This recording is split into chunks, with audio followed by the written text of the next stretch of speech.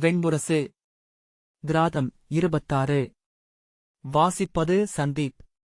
தன்னுணர்வு கொண்டு விழியொளி பெற்றபோது அர்ஜுனன் வளைந்து மேலேறிச் சென்ற அவ்வெண்ணிறப் பாதையின் மறு எல்லையில் இருள் குழைத்து கட்டப்பட்டது போல வளைவுகளில் ஒளிமின்ன நின்றிருந்த இரும்புக் கோட்டையை பார்த்தான். எடையற்றவனாக தன்னை உணர்ந்து அதில் நடந்து சென்றபோது முன்பொரு முறையும் எவரும் கால் தொட்டிராதது அப்பாதை என்னும் எண்ணமெழுந்தது. செல்லச் செல்ல அகல்வது போல விழிமாயம் காட்டி நின்றிருந்தது அக்கோட்டை. பின்பு எப்போதோ ஒரு புள்ளியில் பேருரு கொண்டு அணுகத் தொடங்கியது. குளிர்ந்த முகில் நிறை போல அது எழுந்து வந்து சூழ்ந்தது. நெருங்கிச் செல்லுந்தோறும் அதன் சுவர் திசையாக மாறியது. அதன் பெயர் அயத்வாரம் என்று அவன் அறிந்திருந்தான். அதன்மேல் எழுந்த கொடிகள் கரிய பறவைகள் போல சிறகடித்தன. அதன் மூடிய பெருவாயில் முன் நின்றபோது குமிழ்களும் முழைகளும் சட்டங்களும் கொண்ட அந்தக் கதவின் கீழ் சட்டத்தின் அளவுக்கு அவன் உயரம் இருந்தது. பொன்னாலான அதன் தாழ் அவன் தலைக்குமேல் வானில் தொங்கியது போல் நின்றிருந்தது. கதவைத் தொட்டு அதன் தன்மையை உணர்ந்து சில கணங்கள் நெஞ்சு கூர்ந்து தன்னை தொகுத்துக் கொண்டான். கையை ஓங்கி அவ்விரும்புச் சட்டத்தில் தட்டி, யாரங்கே? வாசல் திறவுங்கள், வாசல் திறவுங்கள் என்று கூவினான். ஒரு கிரும்பாலான சட்டம் அவன் கையை உணர்ந்ததாகவே தெரியவில்லை. முழு உடலாலும் அதன்மேல் உந்தியும் மலை என அசைவற்றிருந்தது. மீண்டும் மீண்டும் கைகளாலும் கால்களாலும் அதை உதைத்தான். அவன் செயல்களுக்கு மிக அப்பால் தன் காலமின்மையில் அது நிலை கொண்டிருந்தது. குருகுலத்து ஷத்ரியன் என்றான். மானுடர் இவ்வழி வந்ததே இல்லை என்றது பூதம். இவ்வாயிலை அஞ்சாது தட்டி அழைத்தமையால் உன்னை பாராட்டுகிறேன் அர்ஜுனன். வாயில் ஒன்று அமைவதே தட்டி திறப்பதற்காகத்தான் என்றான். என்றும் நான் அஞ்சியதில்லை. என்னை அஞ்சி நீர்தான் பேருரு கொண்டிருக்கிறீர். பூதம் சினத்துடன், எனக்கா அச்சமா என்றது. அஞ்சிய முட்பன்றுதான் முடிசிலிர்த்து பெரிதாகும் என்று அர்ஜுனன் சொன்னான்.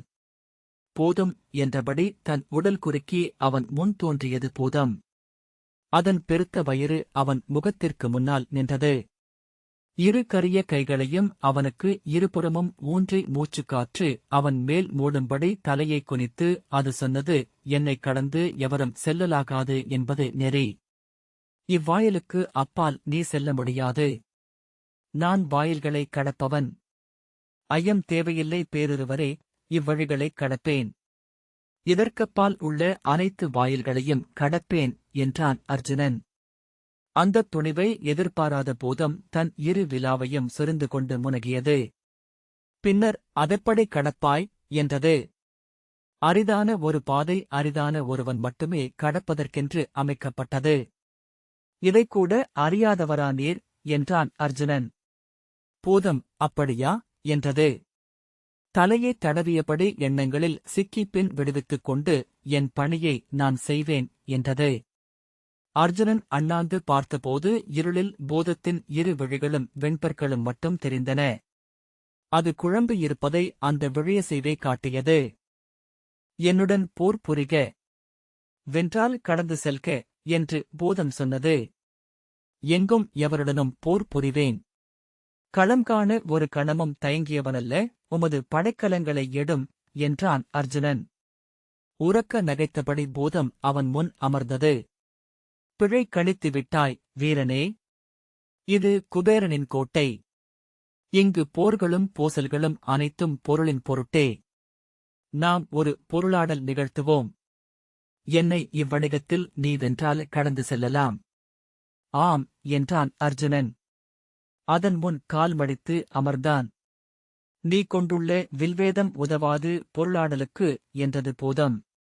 பேருருவரே, வில்வேதம் இலக்குக்கும் நம் திறனுக்குமான நிகர்பாட்டைக் கற்பிக்கும் கலை. அனைத்து கலைகளும் அதுவே என்றான் அர்ஜுனன். பூதம் தன் சுட்டு விரலால் தரையில் ஒரு களம் வரைந்தது. இக்களத்தில் நான் வைக்கும் பொருளுக்கு நிகரான ஒன்றை நீ வைக்க வேண்டும். எவரிடம் செல்வம் மிகுதி என்று பார்ப்போம் என்றது. அர்ஜுனன் புன்னகைத்தான். என்ன புன்னகை என்றது பூதம். செல்வம் காப்பவர் அனைவரும் இந்த ஒரே ஆடலை அன்றி பிற எதையுமே அறிந்திருப்பதில்லை என்றான் அர்ஜுனன்.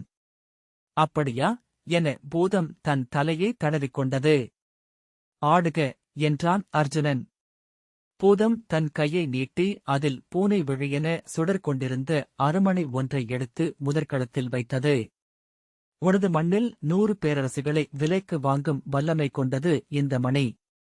நிகரானதொன்றை உன் களத்தில் வை என்றது. அர்ஜுனன் திரும்பி தன் அருகே கிடந்த கூழாங்கல் ஒன்றை எடுத்து ஆடையால் துடைத்து தன் களத்தில் வைத்தான். இதுவா அருமணிக்கு நிகரானது என்று பூதம் வியப்புடன் கேட்டது. ஆம். உமது மணிக்கு நீர் அளிப்பதே மதிப்பு. எதைக் கொடுத்தால் நீர் அதைக் கொடுப்பீர் என்பதல்லவா அதன் விலையாகிறது. நான் என் கல்லுக்கு அதே மதிப்பை அளிக்கிறேன் என்றான் அர்ஜுனன். அக்கல்லை நான் மதிக்கவில்லை என்று பூதம் கூவியது. அந்த மணியை நானும் மதிக்கவில்லை என்று சொல்கிறேன் என்றான் அர்ஜுனன். பூதம் தன் தலையை தட்டிக்கொண்டு முனகி அசைந்து அமர்ந்தது. பேருருவரே, அந்த மணி அளவுக்கே என் கல்லும் மதிப்புடையது என்றுதானே நான் இக்களத்தில் அதை வைத்துள்ளேன். அப்போதே அம்மதிப்பு உருவாகிவிட்டது அல்லவா என்றான் அர்ஜுனன். எப்படி என்றது பூதம் குழப்பமாக தலையை அசைத்தபடி. பொருளுக்கா மதிப்பு? அதற்குப் பின் அம்மதிப்பை உருவாக்குவதாக இருப்பதென்ன என்பதல்லவா? இக்கூழாங்கல்லுக்குப் பின் இருப்பவன் நான். அந்த அருமணியையோ நிகரானதையோ அளிக்காமல் இக்கூழாங்கல்லை எவரும் பெற முடியாது. அவர்கள் அக்கணமே என் வில்லால் கொல்லப்படுவார்கள் என்றான் அர்ஜுனன். பூதம் திகைத்து கைகளால் தரையை துழாவியது. பின்பு எழுந்து நின்று, இது வணிகமல்ல, இது ஏதோ பிழை விளையாட்டு என்று கூவியது. விடை சொல்ல எவரையேனும் வரவழையும் என்றான் அர்ஜுனன். பூதம் திரும்பி அவனை தவிர்த்தபடி, இங்கு மதிப்பு காட்டும் துலா ஒன்று உள்ளது என்றது. அதில் வைத்து நோக்குவோம். வருக என்றான் அர்ஜுனன். இருவரும் சென்று கோட்டைச் சுவர் மேல் பதிந்து நின்றிருந்த கந்தர்வனின் சிலையின் கையில் தொங்கிய ஒரு துலாவின் 2 தட்டுகளிலும் அந்த மணியையும் கல்லையும் வைத்தனர். நிகர் எடை காட்டி முள் நிலைத்தது. பூதம் உருமியது. தன் தலையையும் இடையையும் சொரிந்து கொண்டு முனகியது. நிகர் என்றான் அர்ஜுனன். சினந்து நிலையெழுந்து கால்களை உதைத்தபடி சுற்றி வந்தது பூதம். துலாவேந்திய தேவனே, மறுமொழி சொல்க. இக்கூழாங்கல்லின் மதிப்பென்ன என்று அர்ஜுனன் கேட்டான். குபேரபுரியின் நெறிகளின்படி ஒன்று எவ்வண்ணம் விற்கப்படுகிறதோ அல்லது விற்கப்பட இயலுமோ அதுவே அதன் மதிப்பு. இங்கிருப்போர் இருவரே. எனவே அந்த கூழாங்கல்லின் மதிப்பு அந்த அருமணிக்கு நிகர் என்றான் துலாவை ஆண்ட கந்தர்வன். பூதம் எண்ணியிரா களத்தில் அர்ஜுனன் கை நீட்டி அந்த அருமணியை எடுத்து அப்பால் வீசினான். அது வெறும் கூழாங்கல் என்றான். பூதம் பதறி நோக்க தன் கூழாங்கல்லை எடுத்து இணையாக வீசினான். அம்மதிப்பே இதற்கும் என்றபின் எழுந்து விலகும் பேருருவரே, ஆட்டம் முடிந்துவிட்டது என்றான். பூதம் விலகி திகைப்புடன் நோக்கி நிற்க, திறவுங்கள் இந்த கோட்டைக் கதவை என்றான். பொற்தாழை விலக்கி பேரோசையுடன் இரும்புக் கதவை திறந்தது பூதம். அவன் அதனூடாக நடந்து மறுபக்கம் சென்றான். இரும்புக் கோட்டைக்குள் இருந்த தாமிரவலயம் என்னும் செம்புக்கோட்டையை நோக்கிச் சென்ற பாதையில் வளைவுகளை மிதித்து மேலேறி அதன் வாயிலை அர்ஜுனன் அணுகினான். தொலைவிலேயே அதன் முன் வழிமறித்தது போல் கால்களைப் பரப்பி கைகளைக் கட்டி நின்ற அனல் வண்ண கந்தர்வனை அவன் கண்டான். அவன் விழிகளின் பச்சை நிற ஒளி அங்கிருந்த செவ்விரலில் மின்னித் தெரிந்தது. தளரா நடையுடன் சென்று அவன் முன் நின்று, வழிவிடுக கந்தர்வரே. என் பெயர் அர்ஜுனன். குருகுலத்தவன். குபேரனைக் கண்டு வென்று திரும்பும் பொருட்டு வந்துள்ளேன் என்றான். கந்தர்வன், ஆம், நீர் இரும்புக் கோட்டையை கடந்ததை நான் அறிந்தேன். ஒவ்வொரு முறையும் தன் எல்லையை தானே கடக்கும் ஆற்றல் கொண்டவர் நீர் என்றான். இவ்வாயலைக் காப்பவன் நான். என் பெயர் அக்னிவர்ணன். என்னுடன் வணிகமாடி இதை கடந்து செல்க என்றான். சொல்லும் என்று சொல்லி அர்ஜுனன் நின்றான். தன் இடையில் இருந்த ஒரு ஓலையை எடுத்து அர்ஜுனனிடம் காட்டி, வீரரே, இச்செம்புக்கோட்டைக்கு அப்பால் பாதையின் இருமருங்கும் ஆழ்கலவரைகளில் பெருஞ்செல்வத்தை குவித்து வைத்துள்ளேன். அச்செல்வம் அனைத்தையும் இவ்வோலையினூடாக தங்களுக்கு அளிப்பேன். அதற்கு நிகரான விலை ஒன்றை எனக்களித்து இதைப் பெற்றுச் செல்லும் என்றான். அர்ஜுனன் புன்னகையுடன் நிகர் என்பதே செல்வத்தின் மறுபெயர் என்றான். தன் கையில் இருந்து குருகுல முத்திரை கொண்ட கங்கணத்தை கழற்றி அவனிடம் நீட்டி, அச்செல்வத்தை நான் பெற்றதும் அவை அனைத்தையும் உங்களுக்கே மீட்டளிப்பேன் என்று இக்கங்கணத்தால் உறுதி கூறுகிறேன். இதை பெற்றுக்கொள்க என்றான்.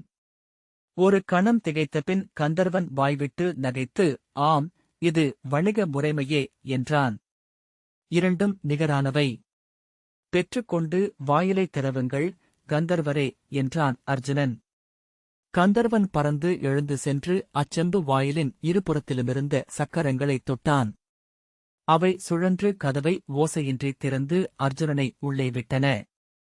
மிகத் தொலைவில் ஒரு பேராறு உச்சிப்போதின் வெயில்பட்டு அலையிளகிக் கொந்தளிப்பது போல வெள்ளியாலான ரஜதவியூகம் என்னும் கோட்டை தெரிந்தது. அர்ஜுனன் கைகளால் கண்களை மூடியபடி அதை நோக்கிச் சென்றான். ஒளி பெய்து நிறைந்த விழிகள் நீர் பெருகி வழிந்தன. அவன் அருகணைந்தபோது வெள்ளிக்கோட்டை முழுமையாகவே கண்களிலிருந்து மறைந்துவிட்டிருந்தது. அவன் தன் முடிக்கற்றைகளை எடுத்து முகத்தின் மேல் அடர்த்தியாகப் பரப்பி அதனூடாக அக்கோட்டையை பார்த்தான். ஒப்புக்குவியல் என பனிமலைகளை வெட்டி அடுக்கியதென அது தோன்றியது. அதன் வெள்ளிப் பெருங்கதவத்தை அணுகி நின்றான். நுணுக்கமான மலர்ச்செதுக்குகள் கொண்ட வாயிலின் தாழ் செம்பாலானதென்று தெரிந்தது. அதன் இருபக்கமும் சுடர்முடி சூடி கைகளில் செண்டாயுதத்துடன் நின்றிருந்து இரு இளஞ்சிறுவர்களின் வெள்ளிச் சிலைகளை அவன் நிமிர்ந்து நோக்கினான். அவர்களின் ஆடையின் கீழ்வளைவுகளின் அலைகளுக்குக் கீழே அவன் தலை இருந்தது. இடப்பக்கச் சிலையின் கை தொலைவைச் சுட்டி அணுகாதே என்றது. வலப்பக்கச் சிலையின் கை வெளிப்பக்கமாகச் சுட்டி விலகிச் செல் என்று சொன்னது. அர்ஜுனன் பின்னால் நகர்ந்து அவர்களின் விழிகளை நோக்கினான். அவை உறுத்து விழித்தன. உதடுகள் குவிந்து அகல்க என ஆணையிட்டன.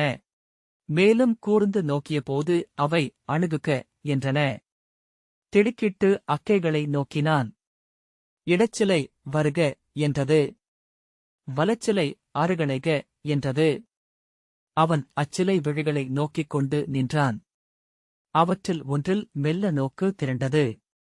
அவன் விழிகளை அவை சந்தித்தன. அவற்றில் ஒருவன் விழி விலக்கிக் கொண்டான். பிறிதொருவன் விழிக்குள் மெல்லிய ஒளியென புன்னகை எழுந்தது. அர்ஜுனன் புன்னகையுடன் நோக்கி நின்றான். அவர்கள் இருவரும் ஒரே தருணத்தில் விழிதிருப்பி அவனை நோக்கினர். இருவர் முகத்திலும் சிரிப்பெழுந்தது. சிரிப்பொலி வானிலென எழுந்தது. அர்ஜுனன் சிரித்தபடியே, வருக இளையோரே, போதும் விளையாட்டு என்றான். இருவரும் குதித்துக் கீழிறங்கி அவனை நோக்கி உருசுருக்கி அணுகினர். வெள்ளிக் குழம்பில் மூழ்கி எழுந்த இருமைந்தர். இருவள்ளி வண்டுகள் போலிருந்தனர். ஒருவன், என் பெயர் சுஃப்ரன், இவன் தவளன். இந்த வாயிலின் காவலர். இதற்கப்பால் எவரையும் அனுப்ப எங்களுக்கு ஆணையில்லை என்றான். எங்களை மீறிச் செல்ல முயன்றவர்களை இச்செண்டாயத்தால் மெல்ல தட்டுவோம். அவர்கள் குளிர்ந்து அசைவிழந்து இச்சுவரில் ஒரு சிற்பமெனப் படிவார்கள். அர்ஜுனன் அந்த வெள்ளிச்சுவரெங்கும் விழிகள் உயிர்கொண்டு பதிந்து நின்றிருந்த பல்லாயிரம் கந்தர்வர்களையும் தேவர்களையும் கண்டான். மானுடர் எவரும் இல்லை. அவர்களால் முதல் வாயிலையே கடக்க முடியாது என்றான் தவளன். தேவர்களுக்கு எதற்கு செல்வம் என்றான் அர்ஜுனன். வீரரே, கந்தர்வ உலகிலும் தேவருலகிலும் அழகுகளும் இனிமைகளும் மதிப்புகளும் சிறப்புகளும் அளவில்லாது நிறைந்துள்ளன.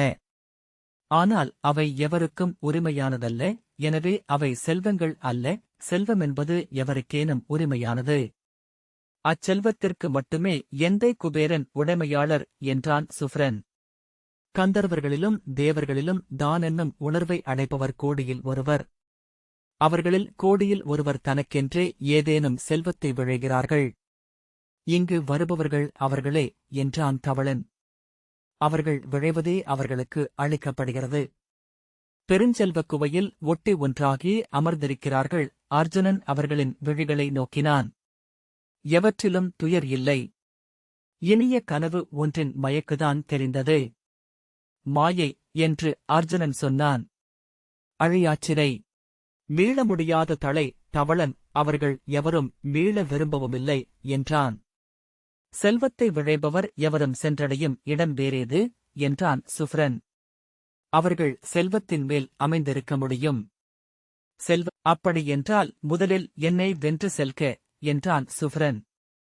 தவளன் அவனை பிடித்து பின்னால் இழுத்து என்னை வென்று செல்க. என்னை என்றான்.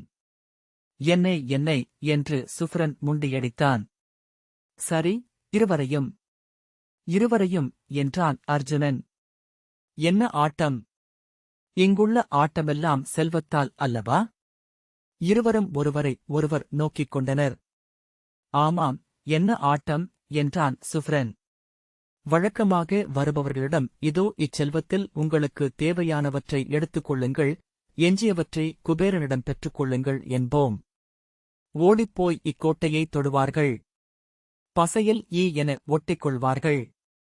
நீங்கள் இதை விரும்பவில்லை தவளன், இருங்கள். நாங்களே யோசித்துவிட்டு வருகிறோம் என்றான். இருவரும் அப்பால் சென்று நின்று அவனை நோக்கியபடி மாறி மாறி பேசிக் கொண்டனர். சிறு பூசல் ஒன்று நிகழ்ந்து ஒருவரை ஒருவர் பிடித்து தள்ளிக் கொண்டனர். பின்னர் இருவரும் தோள் ஒட்டி நடந்து அவன் அருகே வந்தனர். எங்களுக்கு தேவை ஒரு செல்வம் என்றான் சுஃப்ரன். எங்களுக்கு குன்றாத ஆர்வமளிக்கும் செல்வமாக அது இருக்க வேண்டும். நாங்கள் அதை பேரார்வத்துடன் ஏற்க வேண்டும். எங்கள் ஆர்வம் ஒரு கணம் குறையுமென்றால் அப்போதே நீர் இச்சுவரில் சிற்பமென பதிவீர். இங்கு இல்லாத செல்வம் இல்லை. ஆகவே நீங்கள் எதையளித்தாலும் எங்களுக்கு ஆர்வமில்லை என்று சொல்லிவிடுவோம் என சொல்லி தவளன் கிளுகிழுத்து சிரித்தான். பேசாதே மூடா என அவனை சுஃப்ரன் கிள்ளாதே என்று தவளன் சீறினான். எங்கே உங்கள் செல்வம்? எங்களையே கட்டிப்போடும் செல்வம் என்றான் சுஃப்ரன். நீங்கள் இதுவரை அறியாத பெருஞ்செல்வம் ஒன்று உங்களிடமிருக்கிறது என்றான் அர்ஜுனன். கந்தர்வர்களே, நீங்கள் அழிவற்றவர்கள். ஆகவே முடிவிலா காலம் கொண்டவர்கள். அந்தக் காலம் ஒரு பெரும் செல்வம் அல்லவா? சுஃப்ரன் தவளனை நோக்கிவிட்டு, காலமா? அதெப்படி செல்வமாகும் என்றான். தவளன் எங்களை ஏமாற்ற முடியாது என்றான். ஆர்வத்துடன் அருகே வந்து எப்படி காலம் செல்வமாக ஆகும் என்றான். செல்வம் என்பது என்ன? பிறதொன்றுக்கு நிகர்வைக்கப்படும் ஒரு பொருள் அல்லவா அது? இன்பத்துக்கு, ஆற்றலுக்கு, மதிப்புக்கு பொன்னையோ வெள்ளியையோ நிகர்வைக்கிறோம்.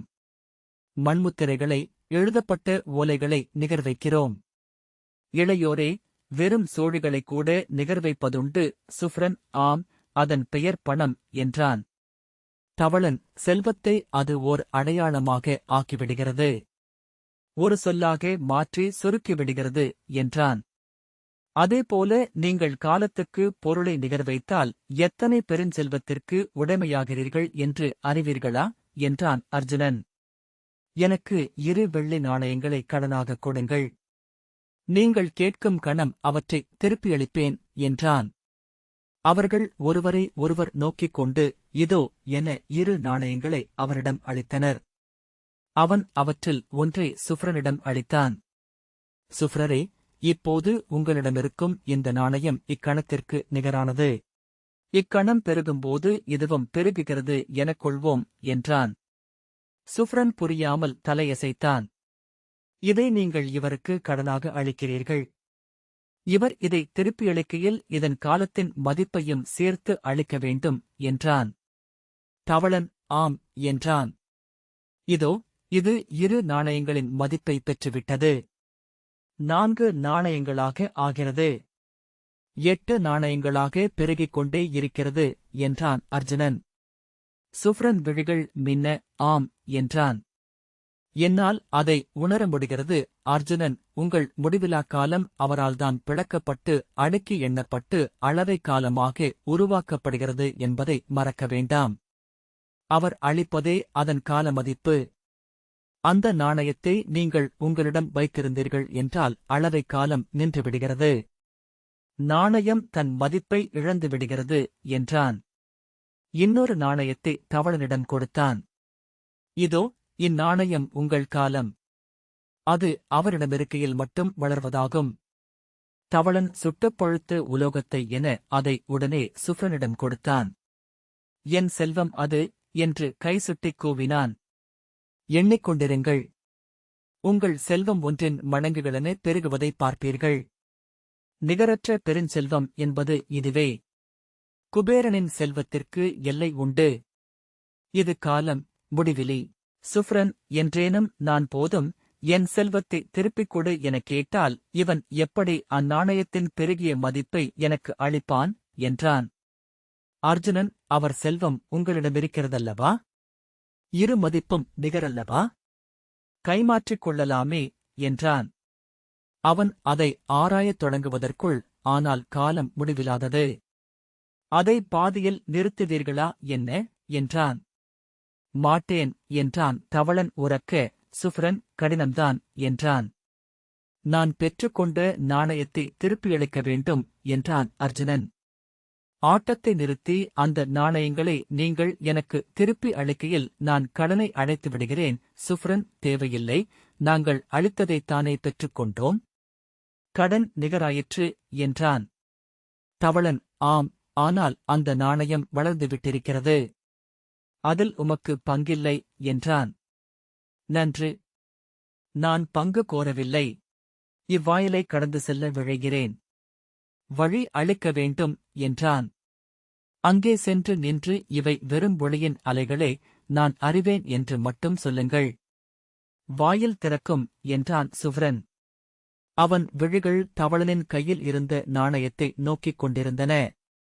தவளன் விழி நீக்காமல் சுஃப்ரனின் கையில் இருந்த தன் நாணயத்தை நோக்கியபடி, ஆம், நம்பி உறுதியுடன் சொன்னால் அலைகளாக மாறி வழிவிட்டாக வேண்டும் இக்கோட்டை என்றான். அர்ஜுனன், நன்றி இளையோரே. நல்ல ஆடல் நிகழ்வதாக என்றபின் சென்று அக்கோட்டை வாயில் முன் நின்றான். ஒளியலைகள் மட்டுமே என்றான். ஒளியலையாக மாறிய அக்கதவினூடாக நடந்து அப்பால் சென்றான். இந்த வாசிப்பை கேட்டதற்கு நன்றி.